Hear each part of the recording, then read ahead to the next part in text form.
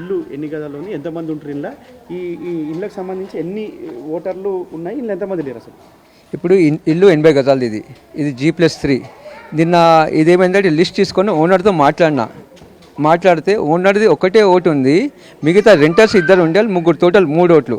ఈ మిగతా వాళ్ళు చూపెట్టిన ఇల్లు ఎవరని అడిగితే ఓనర్ చెప్పి నాకు ఎవరు తెలియదు దీనిలోకి వెళ్ళి అన్నాడు. చెప్పింది ఓనర్ అడిగిన మీరు గుర్తుపడతారా, మీ దగ్గర రెంట్కుంటుండినా ఉన్నారా ఇంతకుముందు తెలుసా అంటే నాకు ఈ ముఖాలు ఎవరు తెలియదు, నేను ఫస్ట్ టైమే చూస్తున్నా, నువ్వు అంటే కాలనీ నీకు గుర్తుపడతా అన్నాడు.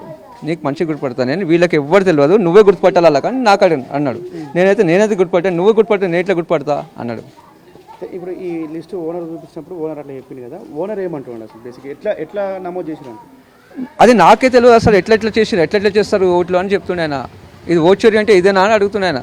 ఇదేనా ఓచోరీ అంటే అంటుండు, తెలియదు కదా అట్లా చేస్తారు మా ఇంటి మీద ఓట్లు అంటుండే ఆయన. ఈ ఓనర్ పేరు ఏముంది అసలు, ఈ ఓనర్ సంబంధించి హౌస్ నెంబర్ ఇవన్నీ చెప్పగలుగుతారు? ఇది ఓనర్ పేరు నారాయణ, ఈయన క్యాటరింగ్ బిజినెస్ చేస్తారు ఈయన. ఇది హౌస్ నెంబర్ వచ్చి 101D, మన బూత్ నెంబర్ వచ్చి 125. ఇది వెంగనూరు కాలనీ, వెంగనూరు డివిజన్, ఇది జూబ్లీస్ కాన్స్టిట్యున్సీలో.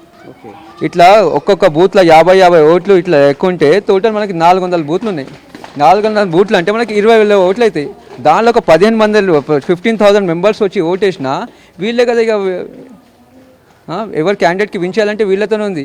ఇట్లా టౌన్లకి GHMCలు కరెక్ట్ ఇంటింటికి వెళ్ళి ఎంక్వైరీ చేసి మన ఓటర్ లిస్ట్ ఇప్పుడు పంచుతారు, వచ్చి ఇస్తారు. ఇచ్చినప్పుడు చూడాలి, వాళ్ళు ఉంటేనే వాళ్ళ చేతికి అందాలి, లేకపోతే ఇవ్వద్దు. కంపల్సరీ ఓటర్ లిస్ట్ క్యాండిడేట్ ఎవరు ఉన్నారు ఇంట్లో వాళ్ళకి ఇస్తేనే మనకు తెలుస్తుంది. అప్పుడు దాకా అది ఈ ఓటర్ లిస్టుకి సంబంధించి ఈ ఇంట్లో ఉన్నాయని చెప్పి ఇలా ఓట్లు అని చెప్తున్నారు. 27 మంది, నీకు ఎంతమంది తెలుసు? కేబుల్ ఆపరేటర్ ఎన్ని ఏళ్ళ నుంచి పనిచేసి? నేను ఒక 25 సంవత్సరాలు అయిందండి కేబుల్ ఆపరేటర్గా నేను చేయబట్టి, కేబుల్ ఆపరేటర్గా చేస్తున్నాను. ఈ నారాయణ అనేటైనా మొన్ననే అంటే ఒక 15 ఇయర్స్ తర్వాత వచ్చాడు, ఇక్కడ కొనుక్కున్నాడు 60 గజాల ప్లేస్ అని. ఈయన బిల్డింగ్ పైన ఇన్ని ఓట్లు, వీళ్ళు 26 ఓట్స్ ఆయన తీశారు అంటే ఆయననే పరిశానలో ఉన్నాడు.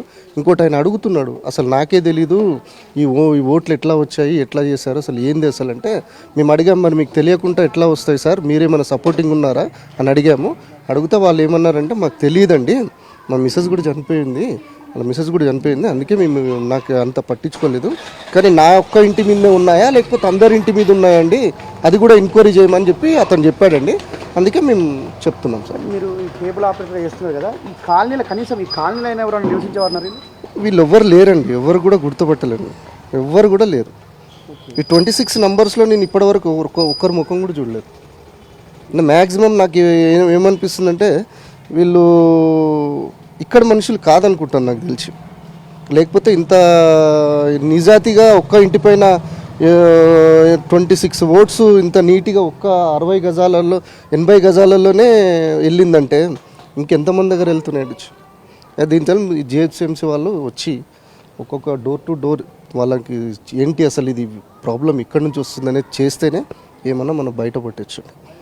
అంతకు మించి ఇంకేం చేయలేము. ఎందుకంటే ఇప్పుడు వాళ్ళు కూడా అలా తీసుకున్నారు అనుకోండి, ఇట్లాంటి అడ్రస్ మీద ఇంకెన్ని ఉన్నాయో మాకు చూస్తే ఒకటి చూశాడు దొరికింది, ఇంకెన్ని ఉన్నాయి, ఇంకా మొత్తం 400 బూతులు, ఎన్ని 400 బూతులలో ఇంకెన్ని ఉన్నాయో. మనకు దొరికింది ఒకే ఇంట్లో 26 ఓట్స్, అది కూడా 80 గజాల ప్లేస్లోనే వచ్చింది.